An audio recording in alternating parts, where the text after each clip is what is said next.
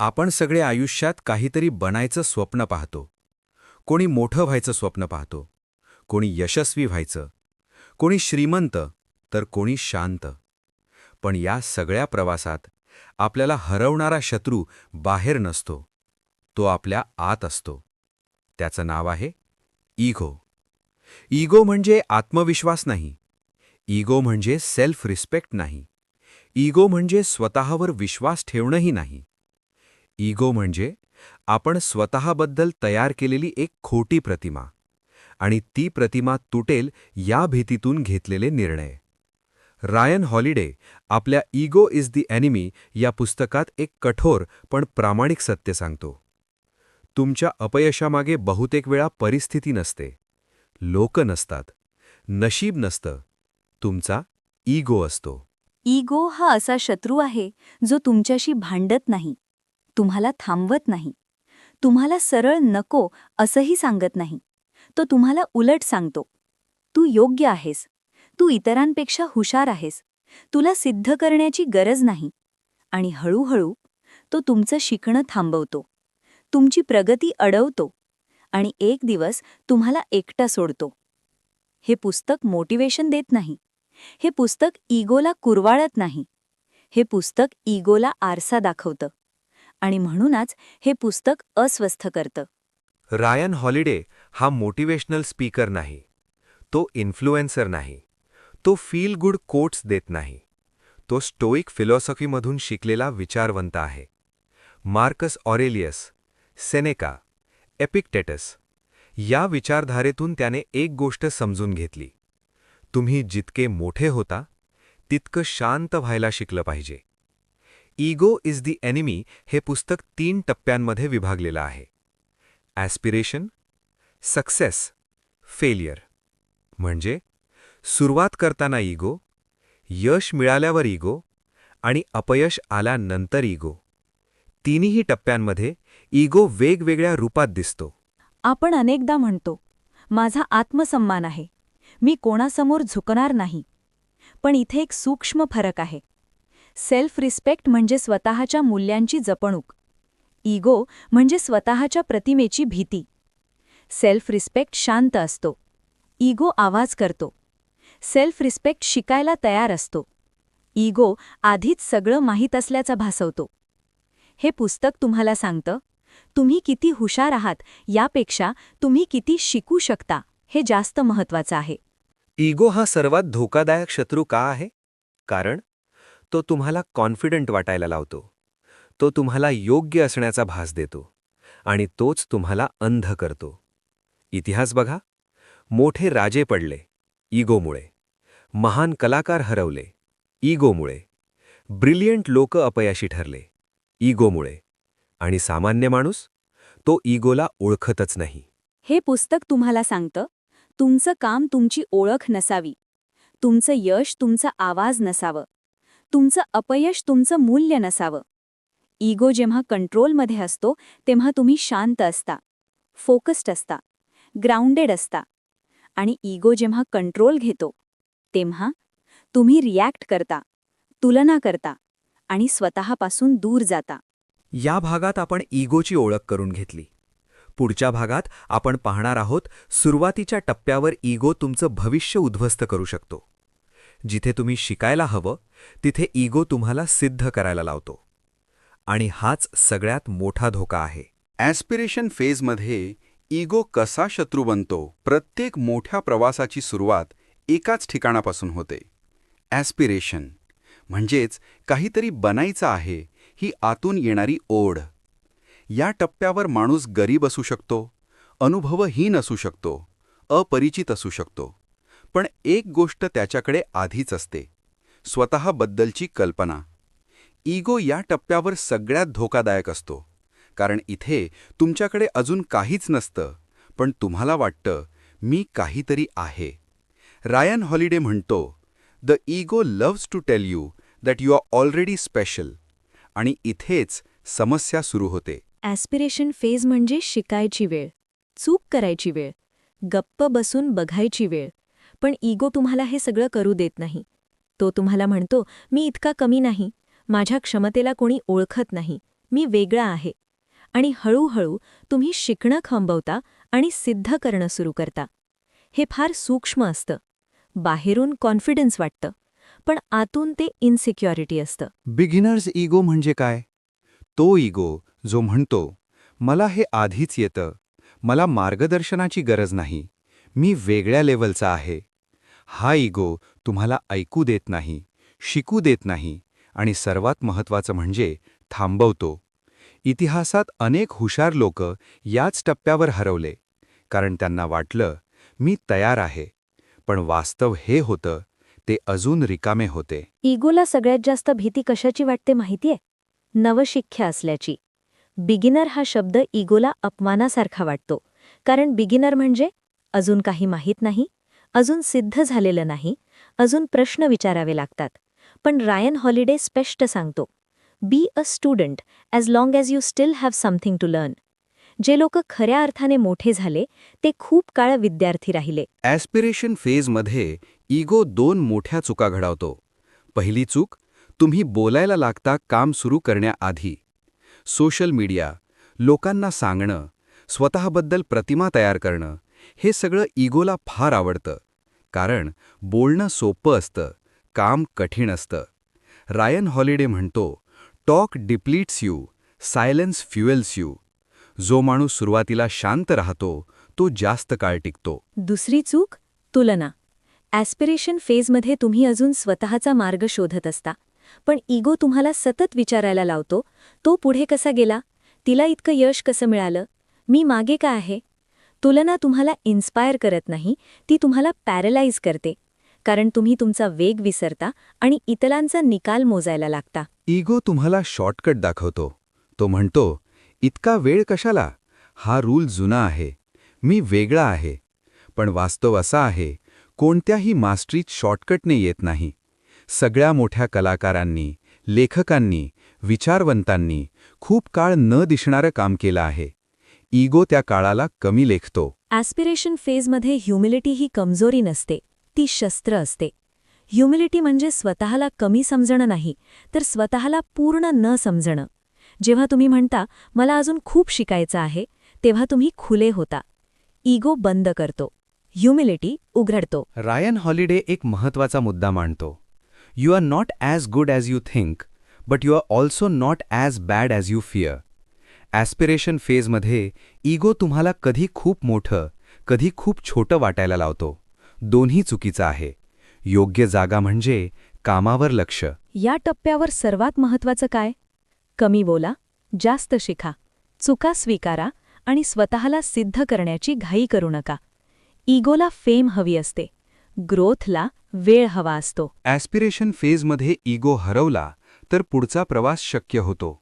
पण इगो जिंकलं तर तुम्ही सुरुवातीलाच थांबता.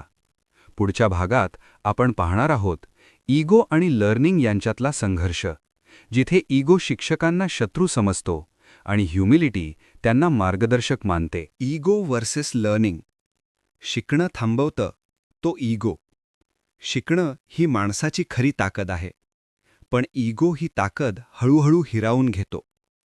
इगोला शिकणं आवडत नाही, कारण शिकणं म्हणजे मान्य करणं, मला अजून काही येत नाही. आणि इगोला ही वाक्य फार वेदनादायक वाटतं. रायन हॉलिडे म्हणतो, the moment you believe you know enough, you stop learning. आणि ज्या दिवशी शिकणं थांबतं, त्या दिवशी वाढ थांबते. आपण अनेकदा शिकणं थांबवतो. तेव्हा आपल्याला वाटतं, आता मला सगळं कळतं. पण प्रत्यक्षात तेव्हा इगो बोलत असतो. इगो तुम्हाला विचारू देत नाही. इगो तुम्हाला गप्प बसू देत नाही. इगो तुम्हाला ऐकू देत नाही. आणि शिकणं हे सगळं मागतं. इतिहासाकडे पहा. सर्वात मोठे विचारवंत, सर्वात मोठे कलाकार नेहमी विद्यार्थी राहिले. सॉक्रेटिस म्हणाला, I know that I know nothing. हे अज्ञानाचं नाही तर जाणीवेचं विधान आहे. इगो म्हणतो, मला सगळं माहीत आहे, आणि त्यामुळे तो काहीच शिकत नाही. इगोला शिक्षक आवडत नाहीत, कारण शिक्षक म्हणजे कोणीतरी तुमच्यापेक्षा पुढे आहे. आणि इगोला ही कल्पना सहन होत नाही. तो तुम्हाला म्हणतो, हा आउटडेटेड आहे, तो माझ्यासारखा नाही, मी वेगळ्या पिढीतला आहे. पण सत्य असं आहे शहाणपण पिढीवर अवलंबून नसतं. रायन हॉलिडे एक महत्त्वाचा नियम सांगतो. Find a mentor, kill your ego. Mentor असणं म्हणजे स्वतःला कमी समजणं नाही, तर स्वतःला सुधारणं. मेंटर तुम्हाला तुमच्या अंध जागा दाखवतो, चुका लवकर कळवतो आणि वेळ वाचवतो. इगो म्हणतो, मी स्वतःच करेन, आणि मग तोच चुका पुन्हा पुन्हा करतो. शिकणं म्हणजे फक्त पुस्तक वाचणं नाही. शिकणं म्हणजे ऐकणं, निरीक्षण करणं, स्वीकार आणि बदल. इगो बदलाला विरोध करतो, कारण बदल म्हणजे आपण आधी चुकलो होतो हे मान्य करणं. इगो एक भ्रम निर्माण करतो. आपण आधीच तयार आहोत. पण कुठल्याही क्षेत्रात मास्टरी येते रेपिटिशननी, फीडबॅकनी आणि संयमानी. इगो फीडबॅकला अपमान समजतो. रायन हॉलिडे म्हणतो, feedback is not an attack, it's a gift. पण इगो गिफ्ट उघडत नाही, तो लगेच दुखावतो. आपण अनेकदा ऐकतो, मी जसा आहे तसाच ठीक आहे. हे ऐकायला छान वाटतं, पण ग्रोथसाठी हे धोकादायक आहे. शिकणं म्हणजे मी बदलू शकतो. इगो म्हणतो, मी बदलायला काय चुकीचं आहे का? हा फरक खूप महत्त्वाचा आहे. इगो शिकणं का थांबवतो? कारण शिकणं म्हणजे कंट्रोल सोडणं. जेव्हा तुम्ही शिकता तेव्हा तुम्ही स्वतःला उघडं करता. इगोला ही वल्नरेबिलिटी सहन होत नाही. तो तुम्हाला मजबूत वाटायला लावतो, पण प्रत्यक्षात तो तुम्हाला ब्रिटेल करतो. शांत माणूस जास्त शिकतो. जो कमी बोलतो तो जास्त ऐकतो. जो ऐकतो तो खोल समजतो. इगो आवाज वाढवतो. विस्डम शांत असते. रायन हॉलिडे स्टोईक विचारधारेतून एक नियम आणतो. Do the work, accept the feedback, improve. No drama, no ego, just progress. शिकणं ग्लॅमरस नाही, ते हळू असतं, ते शांत असतं, पण ते टिकाऊ असतं. जर तुम्हाला वाटत असेल माझी प्रगती थांबली आहे, तर स्वतःला विचारा, मी शेवटचं कधी काही नवीन शिकलो? इगो कधी शिकत नाही, तो फक्त सिद्ध करत राहतो. या भागात आपण पाहिलं इगो आणि लर्निंग यांचा संघर्ष. पुढच्या भागात आपण पाहणार आहोत इगो आणि अपयशाचं नातं. अपयशाला इगो शत्रू मानतो, पण वास्तवात अपयशच हे गुरु असतं. Ego versus failure. अपयशाला शत्रू मानणारा इगो. अपयश हा शब्द ऐकताच आपल्यापैकी अनेक जण अस्वस्थ होतो, कारण अपयश म्हणजे इगोला थेट धक्का. रायन हॉलिडे म्हणतो, failure is an opportunity for learning. Ego sees it as humiliation. याच एका ओळीत इगो आणि अपयश यांचं नातं स्पष्ट होतं. ॲस्पिरेशन आणि लर्निंग नंतर प्रत्येक प्रवासात एक टप्पा अटळ असतो, फेलियर. पण इगो या टप्प्यावर सर्वात जास्त धोकादायक बनतो. अपयश खरं तर एक थांबा असतो, पण इगो त्याला शेवट बनवतो. अपयश आलं की इगो तुम्हाला सांगतो, तू पुरेसा नाहीस, हे तुझ्यासाठी नाही, लोक काय म्हणतील. आणि मग अपयशाचा ओझं नसतं, तर इगोचं ओझं असतं, जे तुम्हाला खाली ओढतं. इगो अपयशाला पर्सनल बनवतो. अपयश म्हणजे मी चुकलो हे मान्य करणं, पण इगो त्याचं रूपांतर करतो मीच चुकीचा आहे. हा फरक फार सूक्ष्म आहे, पण खूप घातक आहे. कारण चूक सुधारणं शक्य असतं, पण स्वतःलाच नाकारणं नाही. इतिहासातल्या मोठ्या व्यक्तींकडे बघा. Abraham Lincoln, Steve jobs, JK. Rowling, हे सगळे लोक अपयशी ठरले, पण थांबले नाहीत, कारण त्यांनी अपयशाला ओळख बनू दिली नाही. ते अनुभव बनवून पुढे गेले.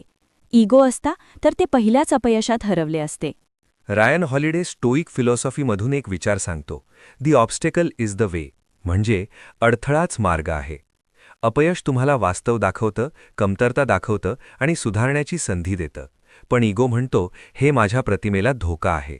इगो अपयश लपवायला शिकवतो. तो म्हणतो लोकांना कळू देऊ नकोस, कव्हर कर, काहीतरी कारण सांग. पण अपयश लपवलं तर शिकणं हरवतं. जे अपयश स्वीकारलं जातं ते शहाणपणात बदलतं.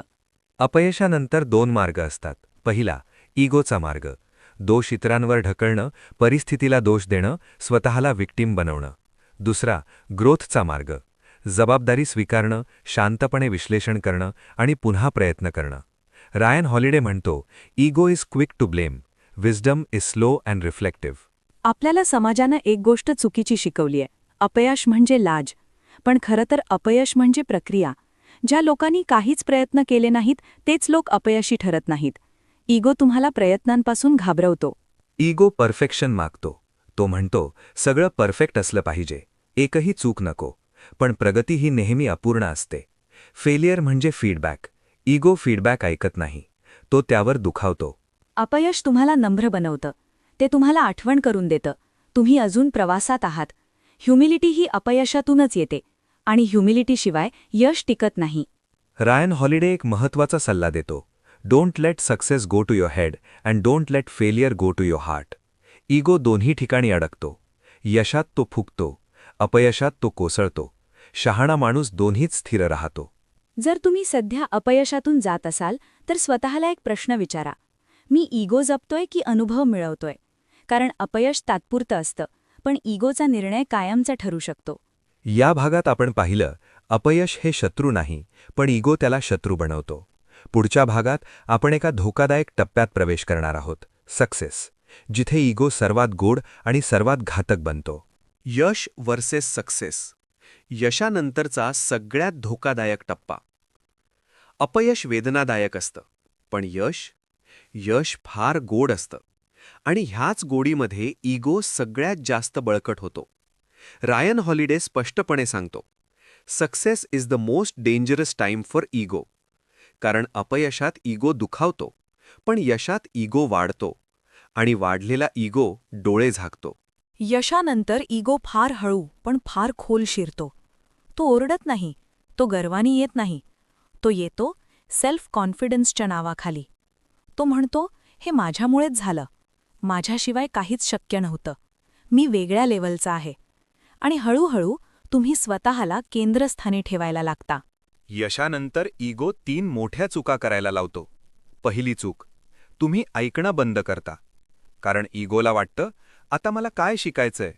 पण वास्तव असं आहे, यश म्हणजे शिकणं थांबवायची वेळ नाही, तर शिकणं अधिक खोलात नेण्याची वेळ. दुसरी चूक, तुम्ही स्वतःला नियमांपेक्षा वर समजता. इगो म्हणतो, हे नियम इतरांसाठी आहेत, माझ्यासाठी वेगळं आहे. इतिहासात अनेक लोक इथेच कोसळले, कारण नियम मोडले नाहीत, तर नियमांवरचा आदर मोडला. तिसरी चूक, तुम्ही टीम विसरता. यश क्वचितच एकट्याचं असतं, पण इगो तुम्हाला वाटायला लावतो, मीच सर्व काही आहे. रायन हॉलिडे म्हणतो, ego says I did this, humility says this happened through me. हा फरक फार खोल आहे. यशानंतर इगो तुम्हाला एक सापळा दाखवतो, इमेज मेंटेनन्स. तुम्ही लोक काय म्हणतील याचा विचार करता, चुका लपवता, रिस्क घ्यायला घाबरता. कारण आता तुम्हाला हरायचं नसतं, तुम्हाला प्रतिमा वाचवायची असते. यशानंतरचा इगो प्रगतीचा वेग कमी करतो. कारण इगो स्टेबिलिटी शोधतो, ग्रोथ डिस्कम्फर्ट शोधते. जे लोक यशानंतरही वाढतात, ते स्वतःला अजूनही विद्यार्थी समजतात. स्टोईक विचारधारा सांगते, सगळं तात्पुरतं आहे, यशही अपयशही. पण इगो यशाला कायमचं मानतो. तो म्हणतो, आता मी पोहोचलो. पण वास्तव असं आहे, कोणीही पोहोचत नाही, फक्त पुढे जातो. रायन हॉलिडे एक कठोर पण सत्य वाक्य सांगतो, what got you here won't get you there. यशाने जे मिळवलं ते टिकवण्यासाठी नवीन शिस्त, नवीन नम्रता, नवीन दृष्टी लागते. इगो जुन्या यशावर जगतो. यशानंतर सर्वात मोठा धोका म्हणजे कंप्लेसन्सी. इगो म्हणतो, आता पुरे, आता आराम कर. पण आराम आणि थांबण्यात फरक आहे. आराम शरीरासाठी चांगला, थांबणं इगोसाठी. यशानंतरचा खरा कस तुम्ही कसे वागता यात असतो. तुम्ही अजूनही ऐकता का? तुम्ही अजूनही चुका मान्य करता का? तुम्ही अजूनही कामाला प्राधान्य देता का? इगो उत्तर देतो, माझं नाव पुरेसं आहे. खरे मोठे लोक ओळखायचे कसे? ते कमी बोलतात, जास्त काम करतात आणि यशाला शांतपणे हाताळतात. कारण त्यांना माहीत असतं, यश येतं आणि जातं, पण स्वभाव कायम राहतो. या भागात आपण पाहिलं, यशानंतर इगो किती धोकादायक होतो. पुढच्या भागात आपण पाहणार आहोत, इगो आणि पर्पज यांचा संघर्ष, जिथे इगो मीनिंगपेक्षा फक्त रेकग्निशन मागतो. इगो वर्सेस पर्पज, ओळख की अर्थ. यश मिळाल्यानंतर एक प्रश्न उभा राहतो, आता पुढे काय?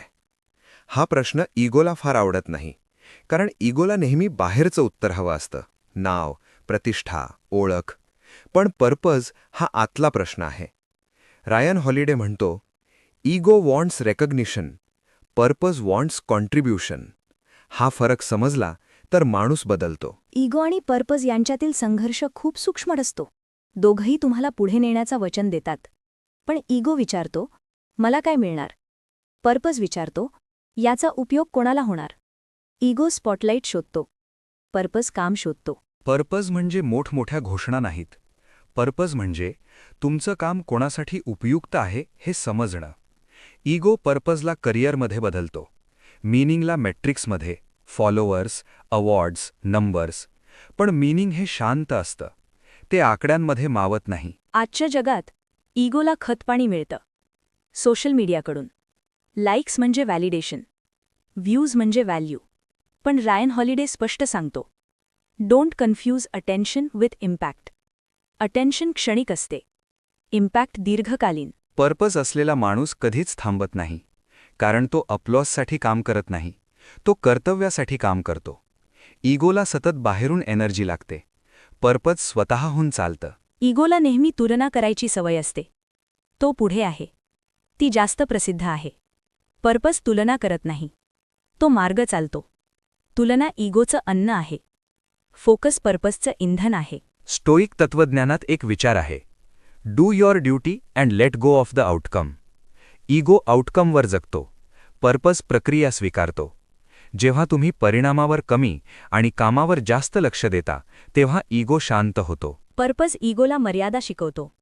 तो सांगतो, तू केंद्र नाहीस, तू एक माध्यम आहेस.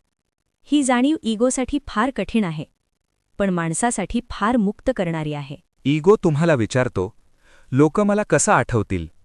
पर्पज विचारतो, लोकांना माझ्यामुळे काय मिळालं? हा प्रश्न बदलला तर आयुष्य बदलतं. पर्पज असलेला माणूस अपयशाने कोसळत नाही आणि यशाने फुगत नाही, कारण त्याचं कारण दोन्हींपेक्षा मोठं असतं.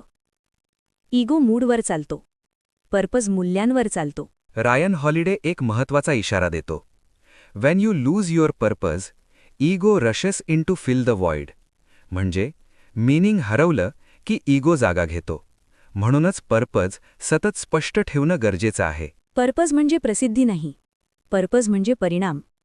तुमचं काम जर एखाद्याच्या आयुष्यात फरक घडवत असेल तर ते पुरेसं आहे. इगो मात्र पुरेसं मानत नाही. खऱ्या अर्थाने मोठं आयुष्य हे मोठ्या नावाचं नसतं, तर खोल अर्थाचं असतं. इगो बाहेर बघतो, पर्पज आतून चालवतो. जर आज तुम्ही गोंधळात असाल तर स्वतःला विचारा, मी ओळख मागतोय की अर्थ शोधतोय? हा प्रश्न इगोला शांत करतो. या भागात आपण पाहिलं की पर्पज हा इगोचा नैसर्गिक शत्रू आहे. पुढच्या भागात आपण पाहणार आहोत की इगो आणि टाईम यांचं नातं, जिथे इगो घाई करतो आणि टाईम संयम शिकवतो. Ego versus time. घाई करणारा इगो आणि संयम शिकवणारा काळ. वेळ हा असा घटक आहे जो प्रत्येकाला समान दिला जातो, पण फार थोडे लोक त्याचा सन्मान करतात. इगोला वेळ आवडत नाही, कारण वेळ म्हणजे थांबावं लागतं, सहन करावं लागतं आणि प्रक्रिया स्वीकारावी लागते. रायन हॉलिडे म्हणतो, इगो वॉन्ट्स रिझल्ट्स नाव, टाईम डिमांड्स पेशन्स. हा संघर्ष प्रत्येकाच्या आयुष्यात असतो. आजच्या जगात इगो फार अधीर झाला आहे. सगळं इन्स्टंट हवं आहे. Instant success, instant fame, instant validation. पण वास्तव असं आहे, खरं मूल्य तयार व्हायला वेळ लागतो. इगो हा वेळेचा शत्रू आहे, कारण तो वाट पाहू शकत नाही. इगो नेहमी एकच प्रश्न विचारतो, आता मला काय मिळालं? टाईम वेगळा प्रश्न विचारतो, तू रोज काय करत राहिलास? यश हे एका दिवसाचं नसतं, ते रोजच्या छोट्या कृतींचं फलित असतं. इगो मोठ्या उड्या मारतो, टाईम छोटे पाऊल मागतो. रायन हॉलिडे स्टोइक तत्त्वज्ञानातून एक सुंदर कल्पना देतो, एन्ड्युरन्स. एन्ड्युरन्स म्हणजे शांतपणे, सातत्याने, कोणतीही तक्रार न करता काम करत राहणं. इगो एन्ड्युरन्स सहन करू शकत नाही. तो म्हणतो, इतकं कष्ट करूनही अजून काहीच नाही. इतिहासात पाहिलं तर खरे महान लोक खूप उशिरा ओळखले गेले. व्हॅन गो, मार्कस ऑरेलियस, एमिली डिकिन्सन यांना त्यांच्या काळात प्रसिद्धी नव्हती, पण त्यांनी काम थांबवलं नाही. कारण त्यांचं कारण इगो नव्हतं, ते पर्पज होतं. इगो वेळेची तुलना करतो. तो म्हणतो, तो माझ्यापेक्षा पुढे आहे, ती कमी वेळात मोठी झाली. पण टाईम कधी तुलना करत नाही. टाईम प्रत्येकाला त्याच्या मार्गाने वाढू देतो. तुलना इगोला थकवते. स्वतःचा वेग टाईमला सन्मान देतो. इगोला वाटतं वेळ वाया जात आहे, पण प्रत्यक्षात वेळ घडवत असतो. तो तुम्हाला संयम शिकवतो, परिपक्व बनवतो आणि चुकीचे हेतू गाळून टाकतो. इगो मात्र लगेच निकाल पाहतो. आज अनेक लोक बर्नआउट होतात कारण त्यांनी टाईमऐवजी इगो ऐकलं. ते सतत धावतात, पण कुठे जायचं आहे हे विसरतात. टाईम सांगतो, थोडं थांब. इगो ओरडतो, आणखी वेगाने जा. रायन हॉलिडे एक अत्यंत महत्त्वाचा विचार मांडतो. You don't have to rush, you just have to keep going. हे वाक्य इगोला आवडत नाही, कारण इगोला वेग हवा असतो, सातत्य नको असतं. टाईम तुम्हाला एनॉनिमिटी शिकवतो. खूप काळ तुम्ही ओळख न मिळता, कौतुक न ऐकता काम करत राहता. इगोला ही अवस्था सहन होत नाही, पण ह्याच अवस्थेत खऱ्या कौशल्याची पायाभरणी होते. इगो फ्युचरमध्ये जगतो, टाईम प्रेझेंटमध्ये. इगो म्हणतो, उद्या मी काय होणार? टाईम विचारतो, आज तू काय केलंस? ज्या लोकांनी रोजचं काम प्रामाणिकपणे केलं, त्यांच्यासाठी टाईम मित्र बनला. एन्ड्युरन्स म्हणजे थांबणं नाही, तर टिकून राहणं. जेव्हा कोणी पाहत नाही, तेव्हा देखील काम करणं हीच खरी ताकद आहे. इगो अप्लॉज मागतो, टाईम कन्सिस्टन्सी पाहतो. रायन हॉलिडे म्हणतो, endure. In enduring grow strong. जगात सगळं बदलतं, पण जे टिकून राहतात तेच शेवटी घडवतात. जर तुम्हाला वाटत असेल की माझं काहीच होत नाहीये, तर स्वतःला विचारा, मी किती काळ प्रामाणिक प्रयत्न केले? कारण टाईम कधीच फसवत नाही. इगोच आपल्याला घाईत पाडतो. टाईम तुम्हाला शेवटी एक गोष्ट शिकवतो, सगळं तुमच्या नियंत्रणात नाही. ही जाणीव इगोसाठी त्रासदायक आहे, पण माणसासाठी मुक्त करणारी आहे. जे इगो सोडून टाईम स्वीकारतात, ते घाई न करता खूप दूर जातात. या भागात आपण पाहिलं, इगो घाई करतो, टाईम घडवतो. पुढच्या आणि शेवटच्या भागात आपण पाहणार आहोत इगोचा अंतिम पराभव, नम्रता, शांतता आणि खरी यशस्वी आयुष्यदृष्टी. The final victory. नम्रता, शांतता आणि खऱ्या यशाची व्याख्या. आपण या पुस्तकाच्या शेवटाकडे येताना एक गोष्ट स्पष्ट दिसते. इगो हा बाहेरचा शत्रू नाही, तो आतलाच आहे. तो आपल्या यशात असतो, अपयशात असतो, आकांक्षांमध्ये असतो आणि भीतीमध्येही असतो. रायन हॉलिडेने हे पुस्तक लिहिलं आपल्याला इगो संपवायला नाही, तर ओळखायला शिकवण्यासाठी. कारण ओळखल्याशिवाय कोणताही शत्रू हरवता येत नाही. इगोबद्दल एक गैरसमज आहे. इगो म्हणजे आत्मविश्वासाचा अभाव. पण इगो म्हणजे जास्त आत्मविश्वास नाही, तर असंतुलित आत्मदृष्टी. इगो तुम्हाला खूप मोठं वाटायला लावतो किंवा तुम्हाला खूप लहान, पण सत्य नेहमी मधोमध असतं.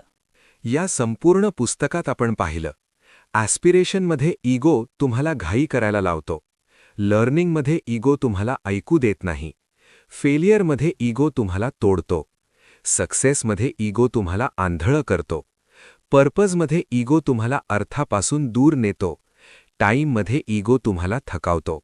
म्हणजेच इगो प्रत्येक टप्प्यावर आहे. मग प्रश्न येतो, इगोला हरवायचं कसं? उत्तर सोपं नाही, पण स्पष्ट आहे. रायन हॉलिडे एकच उपाय सुचवतो, ह्युमिलिटी. नम्रता म्हणजे स्वतःला कमी समजणं नाही, तर स्वतःला योग्य जागी ठेवणं. ह्युमिलिटी तुम्हाला 3 गोष्टी शिकवते. पहिली, तुम्ही केंद्र नाही आहात, तुम्ही एका मोठ्या प्रवाहाचा भाग आहात. दुसरी, तुम्हाला अजून खूप शिकायचं आहे, हे मान्य केलं की शिकणं सुरू होतं. तिसरी, तुमचं काम तुमच्यापेक्षा मोठं आहे, हे समजलं की इगो शांत होतो. खरं यश कसं ओळखायचं? ते गाजत नाही, ते मिरवत नाही, ते स्वतःची जाहिरात करत नाही. खरं यश शांत असतं, स्थिर असतं आणि टिकाऊ असतं.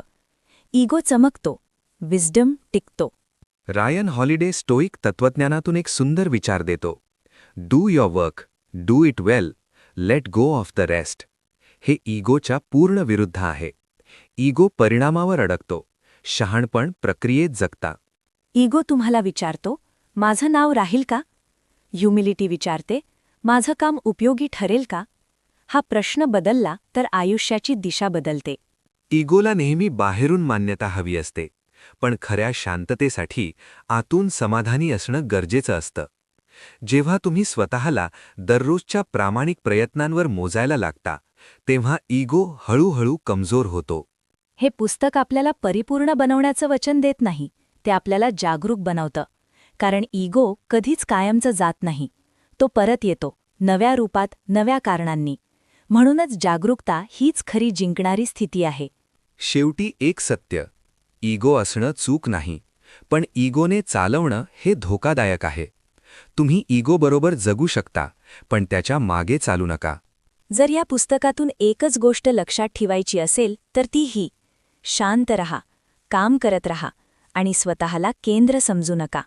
तुम्ही ग्रंथगथा या चॅनलवर फक्त पुस्तकांचा सार ऐकत नाही आहात, तर विचारांची साधना करत आहात. जिथे शब्द थांबतात तिथून विचार सुरू होतो. जर हा प्रवास तुम्हाला आवडला असेल तर तो तुमच्या आयुष्यात शांत बदल घडवो हीच इच्छा. पुन्हा भेटू पुढच्या पुस्तकासोबत, पुढच्या विचार प्रवासात.